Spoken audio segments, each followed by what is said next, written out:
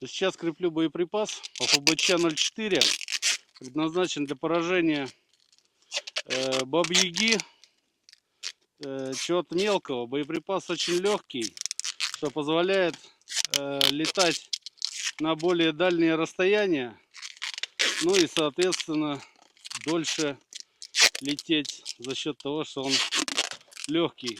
Поражающих элементов хватает, чтобы поразить такую цель, как антенна противника, либо БПЛА противника типа бабьяга.